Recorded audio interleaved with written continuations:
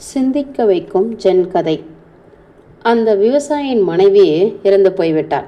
Gen துறவி ஒருவரை அழைத்து சூத்ரா என்று சொல்லப்படும் புனித வேத வாக்கியங்களை ஓதும்படி கேட்டுக்கொண்டான் விவசாயி. அவரும் அவ்விதமே செய்தார்.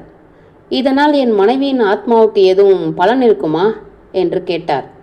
புரிதல் இருக்கிற உணர்வுள்ள எந்த உயிருக்கும் இது பயன்படும் என்றார். என் மனைவி அப்படி ஒன்று உணரக்கூடியவளோ புரிதல் இருக்கிறவளோ இல்லை. அவளுக்காக ஒரு தரம் ஓதுங்கள். அவசியம் இல்லப்பா. ஒரு பௌத்த துறவியின் ஆன்ம சக்தி இந்த பலன் எல்லா உயிர்களுக்கும் கிடைக்கச் செய்யும். அப்பொழுது ஒரு விதிவிலக்கை நீங்கள் செய்ய வேண்டும். என் அண்டை வீட்டுக்காரன் என்னிடம் முரட்டுத்தனமாகவும் விரோதத்தோடும் நடக்கிறவன்.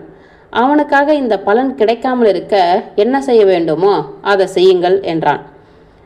மேற்சொன்ன மாதிரி நீங்கள் நிறைய சந்தித்திருக்கலாம்.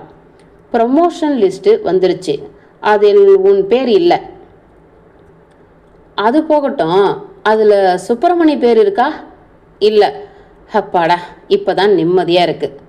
தாங்கள் வருத்தத்தில் இருக்கிற போது கூட எதிரிக்கு சந்தோஷம் கிடைத்து விடக்கூடாது என்பதில் குறியாக இருக்கிற மனிதர்களும் இருக்கிறார்கள்.